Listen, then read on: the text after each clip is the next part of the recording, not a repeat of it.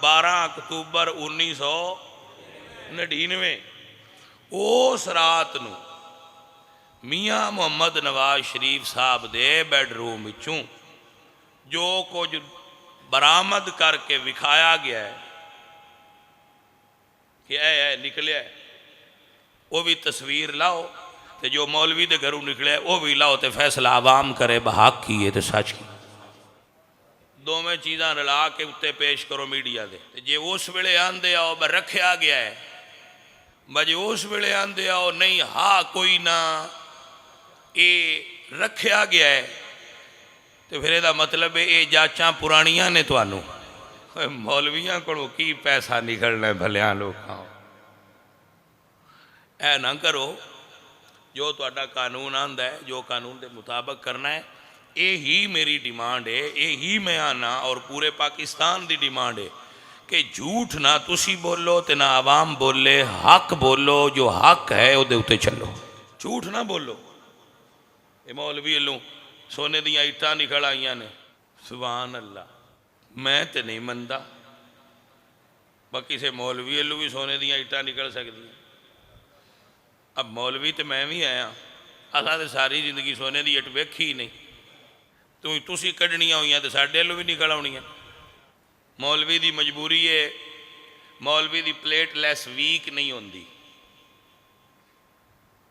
نہ اندے red cell گھٹدے نے نہ رانا اتھے ہی ٹھیک تے بھاگ نہیں نہ سکتے پاجی انہیں جوگے ہی نہیں بھاگ جان تو جہاز بھی لب جاندے نے تے ریڈ سیل بھی بدل جاندے نے تے رپورٹاں بھی بدل جاندیاں نے تے تسی باہر بھی ٹر جاندے ہو لیکن مولوی اتھے ہی رہنا ہے اور مولوی دے خمیر وچ خوف نہیں ہے مولوی دے خمیر وچ خوف نہیں ہے مولوی ڈربوک نہیں ہوندا یہ جیڑا قرآن اور سنت پڑھ لیندا ہے نا ان دا مینٹل لیول اس جگہ تے ٹر جاندہ ہے کہ وہ پھر ڈردہ نہیں ہوندا لیکن میں اپنے بچیاں نوے آکھاں گا کہ بیٹا اسی پر امن رہنا ہے پر امن دین دی جد و جہد کرنی دین دی دیکھو میں آپ نے اس جگہ تے ایک مثال دیاں گا اللہ دی نبوت دا دورانیہ ہے 3 سال آپ نے 15 سال جنگ نہیں کی تھی انہاں 15 سالہ اچ مولا علی نال سن حضور دے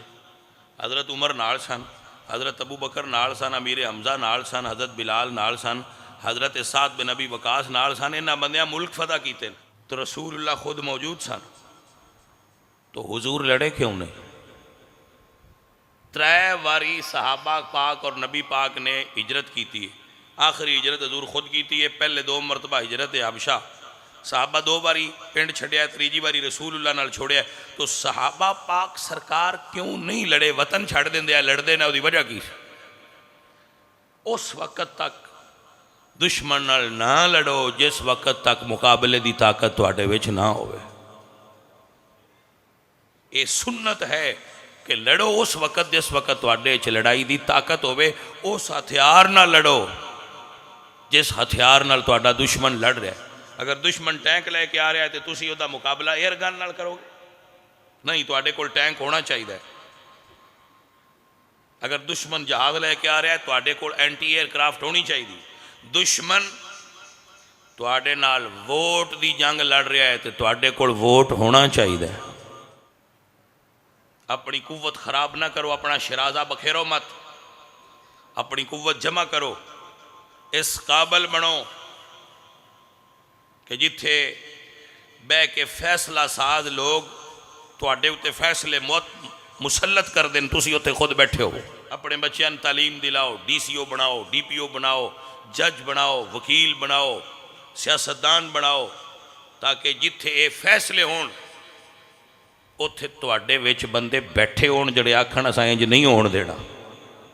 فقیر دا توانے جناب عرض ہے اپنے طریقے نال اسی کام کران گے اور انشاءاللہ